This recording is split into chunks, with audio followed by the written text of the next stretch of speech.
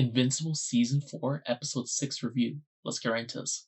So, spoilers ahead, but yeah, the episode itself is titled You Look Horrible. And this episode, going into it, it kind of had it had a lot to live up to be honest.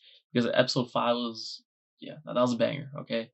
And I will say, after that previous video, my review I made on it, I realized, yeah, that episode was even better than I said it was initially. So, that's on me. But besides the point, this episode had a lot to live up to. It in my opinion, this episode was still good, but definitely not as good as episode 5. And that's because this episode was kind of just, it had to set up the actual, like, Viltrumite war, right? This episode does a very good job of that. And honestly, bro, if I see people say this episode's filler, I'm gonna lose my mind. Genuinely, I'm gonna actually lose my mind. I've had enough. People do not know, bro. People don't know what filler's about anymore. That's like always like a seasonal thing, right? Like, come on, this is not filler. But I did enjoy this episode quite a bit. I would like right now. I'm feeling like a 8.5 on this episode. I can't lie. Still enjoyed it, but I don't think obviously it touches episode 5, by any means. But yeah, now let's get into the breakdown. But essentially, we start off with Thaedus, and it's kind of like the end of last episode where you see him. Yeah, the end of last episode where you see him kind of talking about the whole coalition, how they're gonna just continue with the war, just go like they're going now, like the actual war, the whole Viltrumite war. Yeah, it's officially going on now, and pretty much Thaedus is having just a meeting with a whole bunch of key, I guess, nations, per se, whatever you want to call it, and just discussing how they're going to go about the war. And while that's going on, this is kind of like it's like a scene, like a sequence, I'd say, where it's obviously showing both sides, the coalition side, what the stakes are for them, what their purposes, versus Thragg and Viltrum, and the Viltrumites, obviously, what they're in for. Thragg is just, this guy's kind of he's kind of delusional, to say the least. And this is like, if I'm not wrong, it's like the first time we've actually got to kind of hear in Thragg. So I'm interested to see what people think about the lead pace, his job so far. But I don't think, honestly, as of right now, definitely prefer Conquest, Jeffrey D. Morgan, his voice over lead pace right now. And I'll tell you this, I don't think it's gonna come close. I know it's premature to say it, but when I first heard Jeffrey D. Morgan's voice for Conquest, I'm like, yeah, that is it. You can just tell, or at least I could tell. Here, like this, it's still solid, right? It's still solid. I'd probably say like a 7, 8 right now, but I'm not gonna say it's a perfect 10 out of 10, anything like that, right? But there's still 2 more episodes after this, so it could definitely go like perfect. But as of right now, it's a solid. And yeah, I just really like how in the beginning of the episode they make it clear what the stakes are, the purposes of the two sides, right? They even talk about the Scourge virus, right? And they even show how the coalition, obviously, the Scourge virus and the betrayer, but also how the coalition, with the help of with the with the help of Omni-Man and everything, and Alan, they were able to get the other, I guess, remedies, I don't know, whatever you want to call it, the other supplies that they needed in order to combat the Viltrumites, right? And you see them obviously working on that. So I'm like, okay, that's pretty good. And let me see over here. And then you can start seeing the actual war going. Because you see the coalition, they're preparing the ships, they're literally going out to war, to fight. And then let me see over here what goes on. Yeah, you just see everyone getting ready. And then Thragg literally sees the coalition, like their literal ships, attacking. That's literally it. And it just sends a direct message to Thragg. And he's losing his mind. I'm not gonna say per se from this scene alone, but near the end, bro, I'm like, yeah, okay. They intentionally made Thragg look low key, look weak, low key, look like a bum. I can't lie, but it's all intentional. Like, don't get my words twisted, okay? Don't get me twisted. Thragg is about, like, they even set it up too, okay? Thragg is about to come back, bro. he got sunned this episode, but trust me, there's no way he's going all out the next time they face. The next time the Viltrumites and the coalition go against each other head to head, don't worry, don't worry. Thragg is not gonna look like a bum. That's all I'm saying. There's gonna be actual like consequences, right? But yeah, they do an interesting job. Like he seems very how should I say Thragg so far he seems very bothered, right? And what does he say? What's the person's name? Is it General Argyle? Like the skull, right? And he's obsessed with Thaedus, like the betrayer. He wants to muck him. He wants to end him. And let me see here. And then after that, like I like that opening sequence, right? And then we go to Omni-Man, Oliver, and Mark, and essentially it's picking up from where it left off in the previous episode, where we know the the the spaghetti ending. But no, all jokes aside, they show burial, right? And you're like, okay, like I don't know. First, I'm like, yeah, right. I'm like, that's like if they're trying to swerve us here and think it's Mark, no, stop that. I know some people thought it was no. There's genuinely stop. Okay, that's not even a possibility. Stop. And obviously, it was a burial for Conquest, which Omni Man made. And Oliver's like, what are you doing? Like, really? Like, look at how much like damage, like death, pain, suffering Conquest has caused. He's like, but you wouldn't know because you weren't here, right? So you wouldn't know what was going on. And like a large part of this episode is focused on the dynamic between Oliver and Omni-Man, right?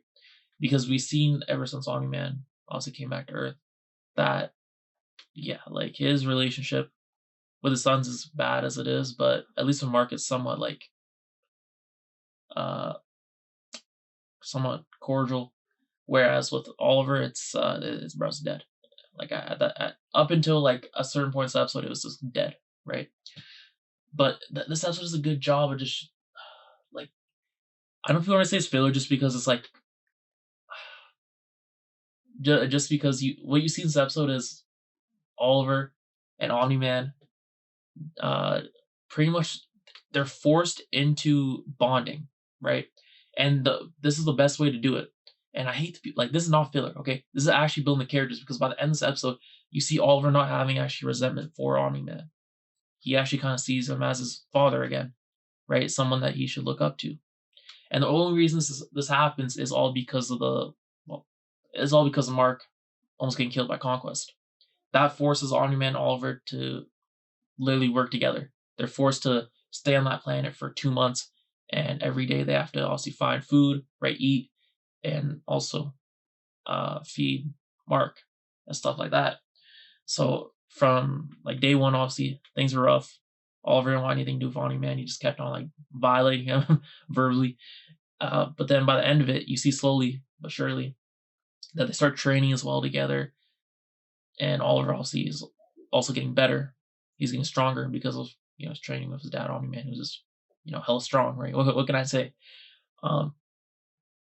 But also he just like bonds with his father, and I guess he kind of starts to heal, right? And even if you compare it to real life, it's like just the father-son relationship. Some people don't have a good relationship with their father or son, vice versa, whatever, however you want to say it. So I feel like this episode will definitely resonate with people. I mean, there's definitely moments here where I'm like, yeah, I felt that. So I think this is like probably my favorite part of the episode. Just the healing between Omni-Man and Oliver. And like I was kind of just circling back to that saying like a minute or two ago, the only way this would have happened, right? Because it was a big thing they need to address. You can't go into a war and have this lingering. It just doesn't make sense, first of all. Okay, to have the whole On-Man Oliver beef lingering. This had to be dealt with. And so by having the Conquest and Invincible thing happen where Mark's almost dead, right, because of the beating he took from Conquest, with his guts. Like I said, yeah, it forces Oliver and On-Man to literally work together. And I guess the overarching goal is to make sure Mark doesn't die, right? That Mark stays alive. But then also he turns into Omni-Man and Oliver, obviously, getting along by the end of it. So I just think that's very well done. And yeah, like you even see the parts where they go hunting after like creature, the monster thing, whatever it's called. And at first, like Omni-Man and Oliver are kind of like struggling, right? I do kind of low key have it in the back of my mind that Omni-Man was purposely struggling so he can get Oliver involved, right?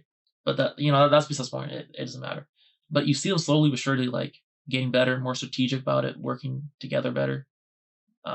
So like it obviously is going to help because by the time of the end of the episode, we see Mark, Oliver, and Omni-Man. They help out the coalition. They're back in the fight again. Omni-Man and Oliver have a whole bunch of more chemistry. They know how to, work with each other, during like a fighting and stuff. And also they're stronger, but especially Oliver, right? So that's a good thing. And then let me see here what happens after this. Like I didn't think for a second like they were kind of trying to make it seem like, oh, is Mark gonna stay alive? Is he gonna wake up? Like, come on, really?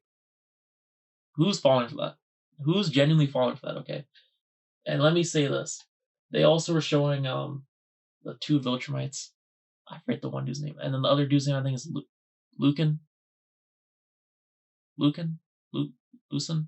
I can't remember, but these dudes, I hate these dudes. I hate these Viltrumites so much. But especially the one dude, the bald one.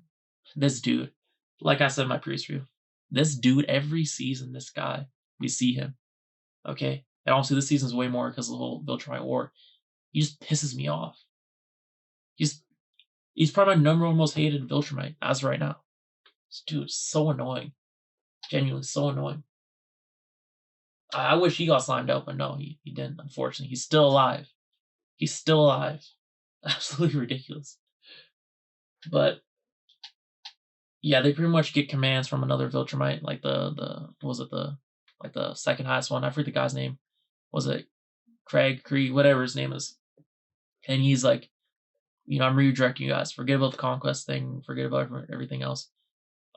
You guys gotta go help. The other Viltrumites against Coalition. We got bigger fish to fry right now. Worry about this. We'll circle back to it later. And then pretty much, as you know from the previous, the ending of the last episode, that Alan and Zoe, they're both stuck on that ship with those Viltrumites. And the original course was for them to go to Viltrum. And luckily, the detour happened. So then they're like, okay, we can, once we get to the fight thing against Coalition versus the Viltrumites, we can just fly off to our side and we'll be fine. Right? That was their plan. And obviously, we find out later on, no, that plan is not going to work. That plan is not going to work. There's going to be a little bit of a hiccup there because Zoe, right, is not a Viltrumite, so she can't fly at super speed just like how Alan can and stuff. So then what happens is that as they're escaping, as they're trying to leave, the Viltrumites, like immediately, those two guys, they immediately notice and they start flying after them, and they want to have their way with Alan and Zoe just because of the previous episode. And yeah, guess what happens? Alan, the goat, he's flying off, and then he sees that Zoe is in trouble, so he just kind of catapults her, gives her a boost, and he just takes a beating, 2-on-1. And I'm like, what's gonna happen here? Because our goat Alan is not dying. Here. And then no, we get the space rider dude, whatever his name is, the space rider dude that we saw Alan and Nolan pretty much recruit, and he comes in clutch because if you remember, his gun is so powerful that it can kill Viltrumites, right? So he's obviously a useful addition because without him, Alan would have been cooked. And obviously, shout out to Zoe because she got the space racer dude to come save Alan. So that was a W. And then they had to obviously go into the fight itself. Yeah, I'm really liking this new duo of Alan and Zoe, and I will say I'm liking Tech Jacket much more this episode. Last episode, but this episode, very good, if I'm being honest. And then let me see what's going on after here. because like I mentioned the fight, and I mentioned the whole thing between Oliver and Omni Man, how they're like going hunting for the things. That was all good and dandy. And then we see finally see Alan and Zoe just like reunite the coalition, and also Alan reunites with his girlfriend because she thought he was cooked. She thought she she was upset about that, and she still had to go kind of with her task. That Thaedus is set. Like you got to continue. But meanwhile, in the back of her mind, she's like, "Is Alan dead? Is everyone else like what's going on?" And yeah, she's also happy to see him, man. Zoe's like, "Damn, this is like like kind of hype." And then you know what we see? Oh my god, bro. Let me get into it for a second. Let me get into it for a second. We get the reveal, like I'm kind of forwarding, but we get the reveal that one dude, those two like gatekeepers at the coalition, like before you enter to see Thaedus, bro. I always knew that one dude. That one dude always had something weird about him. I'm gonna be honest. I didn't expect him to be the mole though. Did not expect that, but that does make sense. I can't lie. Because then like it's like one of the situations where you look at it in retrospect, you're like, wow. Like in hindsight, you're like, damn, this so obvious. Man, that dude he always has something wrong up with him. And then you see this coward. We found that he's working for years as the mole, just giving intel to the Viltrumites and Thragg. Like, what a weasel. That guy. I'm glad the other guy that he worked with just literally shot him in the head the first time. I thought he was dead, but no, clearly like he doesn't really die from the first shot at least, right? So yeah, that guy was looking crazy with all that green goo on him. I can't lie. But besides the point, bro, he got pressed. He got pressed so hard. The dude starts bawling. He starts bawling. So he's literally no pun intended. He's literally a betrayer, right, to the coalition. And then he gets caught, and then he starts crying because he doesn't want to die. Like, dude. And then he's like, because I'm scared. We were gonna lose anyways. Like, bro, this guy, I can't. Like, what a weasel. Yeah. But like the scene that got me, I'm like, wow, this guy really just shut down the shield generators or whatever to let Thragg and the Viltrumites in. And that's why like the death of all the people, right? All the like the people that are like, on this planet part of the coalition that died. It was because of this guy. Because he was a betrayer. He was a traitor. And then he opened up the floodgates. Crazy. Absolutely crazy. Then kind of going back to the scene with Alan, Zoe, and Alan's girlfriend, we then see that Battle Beasts are waiting for Alan. And Alan and Battle Beast, underrated duo. Absolutely go to duo, I can't lie. And Battle Beast is like, yo, come on, like I'm waiting. You said there's a, like good competitors, fights, whatever, I'm waiting. And Alan's like, don't worry, I got you. And then we see Thaedus, Alan, and Zoe kind of having a meeting with also Alan's girlfriend, where they're explaining the whole breakdown of the war, what was going on at this point. And it's that the coalition is doing a good job at pretty much like liberating a whole bunch of like territories, plants, whatever, etc. But it's still a challenge. The Viltrumites are like no scrubs by any means. Like they're still holding their own. So that's why they really need like Omni Man, Invincible, and Oliver. But of course, they were waiting for Mark Teal for 2 months, so they couldn't go anywhere. They were kind of stuck on that planet, kind of in a sense, kind of stranded, right? But I'm telling you that those 2 months, it was kind of a blessing in disguise that Mark got low key slimed out in a way, because, like I said, then we would not got the healing, the repair of Omni Man and Oliver, right? And it obviously did dividends in the actual fight or war that they had later on this episode. And let me see here what else happens. And even the conversations where you get like obviously Omni Man, he's being brutally sincere. Like, yeah, I haven't been, that good a father, the best of a father that I should have been or could have been to Oliver. And Oliver's also addressing Omni Man about what he said about his mom to Debbie and stuff like that. It's just it's just very like relatable stuff that really just gets you in your feels.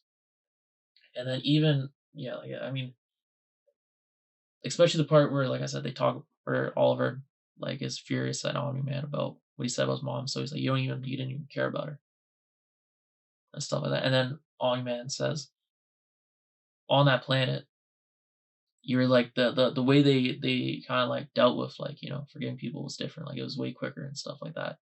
They actually you gotta explain like they kind of allowed forgiveness way quicker and stuff, and like I guess much easier, right? So I thought that was also interesting. And even like I can think of a few like real life examples right now that this could be the whole thing about forgiveness that could be applied to, right? This is, I don't know. I really like this. I really like the dynamic between like the writing beat for Omni Man and Oliver in this episode.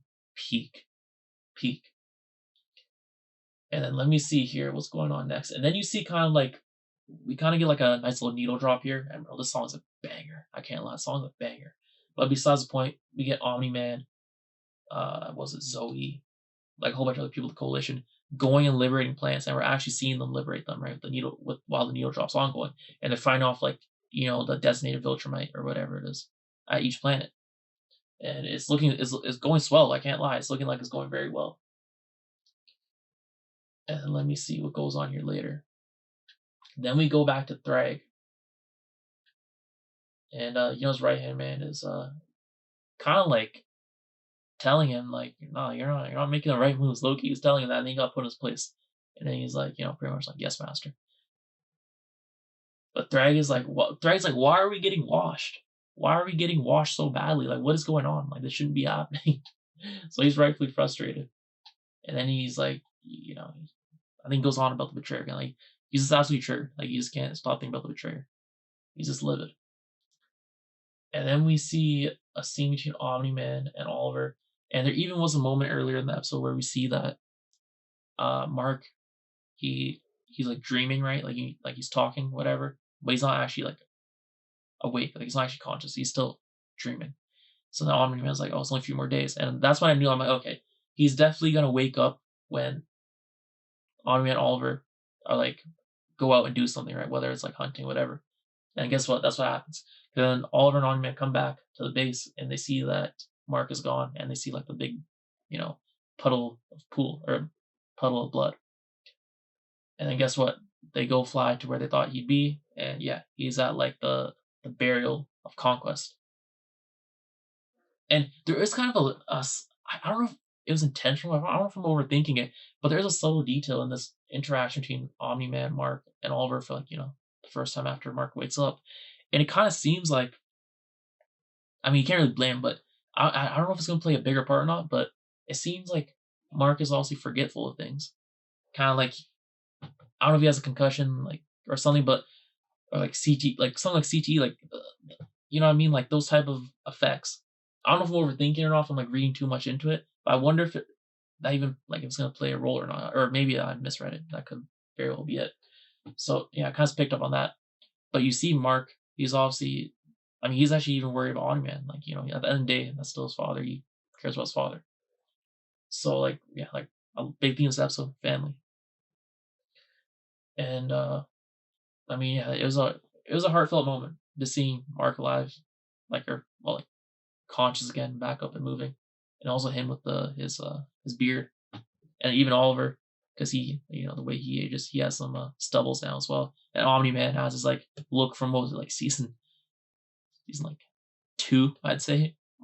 It was kind of crazy. And then Omni Man's like, yeah, this is all nice, but like, we got a war to fight now. Like, I'm sorry to say, but we got a war to fight. And this is pretty much the segue into the whole battle happens on the, with the coalition on their planet. Because this whole time, another good thing this episode does is establishing that the coalition is strong enough to battle the Viltrumites without really needing Omni-Man, Invincible, and Oliver. Because I was kind of wondering that too. I'm like, the way it was looking, like the way it was kind of like it was being shown up to this point, up to this episode, was like, without Omni-Man, Invincible, and Oliver, the coalition's getting washed. But no, that's not the case. They actually kind of adapted, and everyone kind of found a new role. Everyone stepped up, and they were kind of whooping the Viltrumites. I can't lie. Yeah, that's besides the point. Then we go back to the coalition, and this is where we see the mole. Like I already talked about this dude, but this is where he does his whole betrayal, and you see all the damage that the Viltrumites do as soon as they get in. They use their like beams, whatever, their laser beams from their vessel, and they just start beaming everything, including Thaedus, like his, where he's at, his I don't know, his chamber.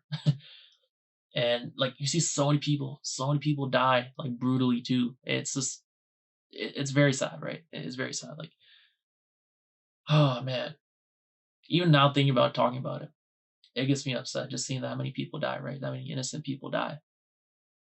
And this guy Thragg just was like, I don't care. I don't care. Crazy, crazy.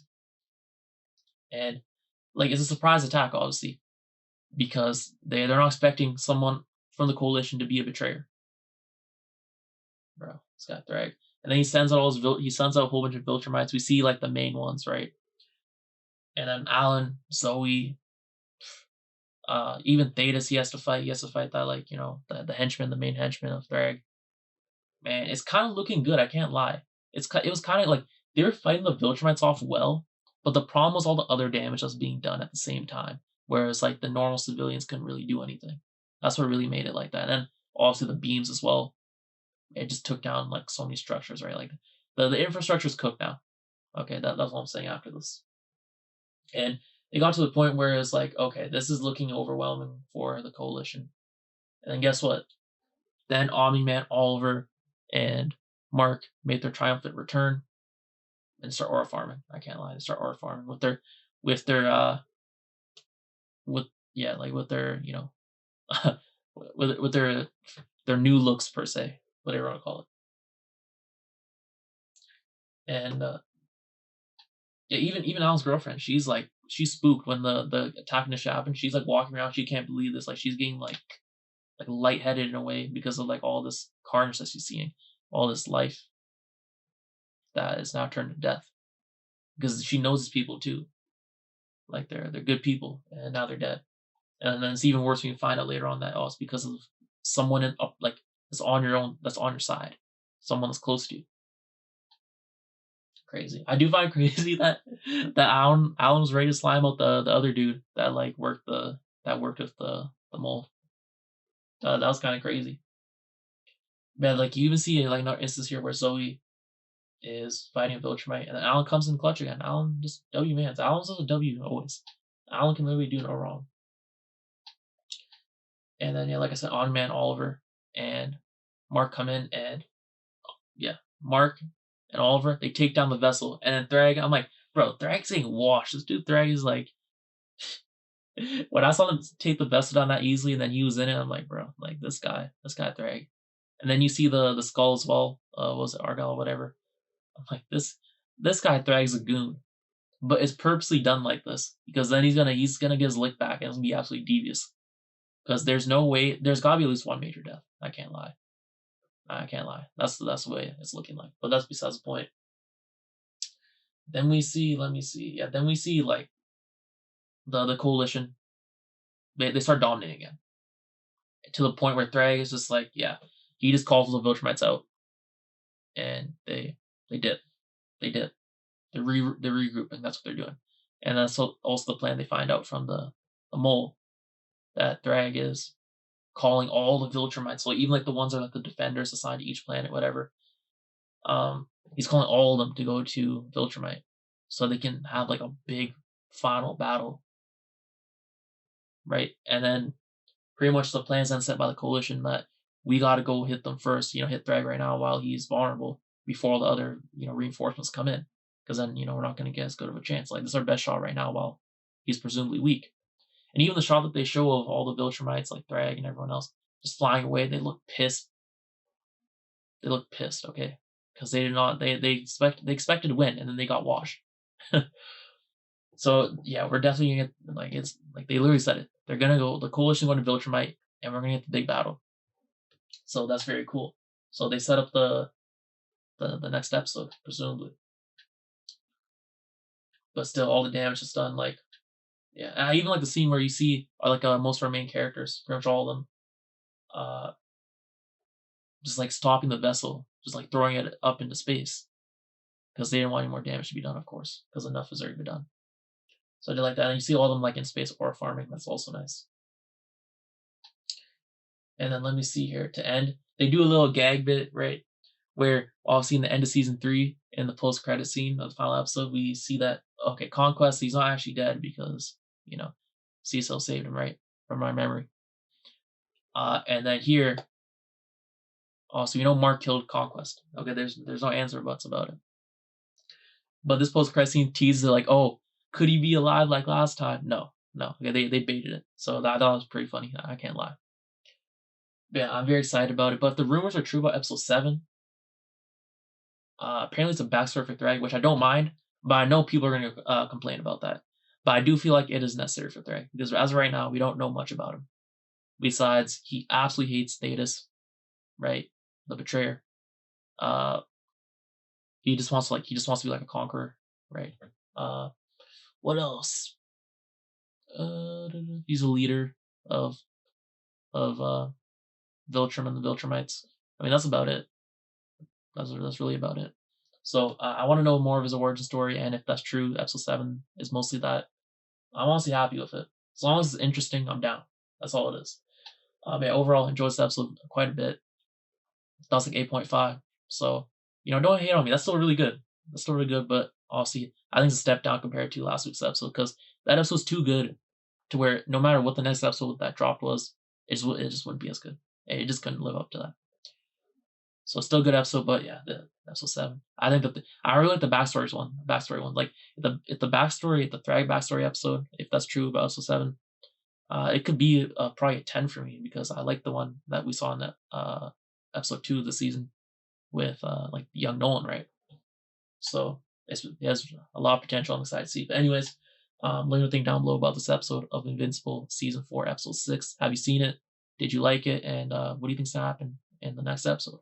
Anyways, let me know think down below about this episode. Thanks for watching. I'll see you next one. Peace.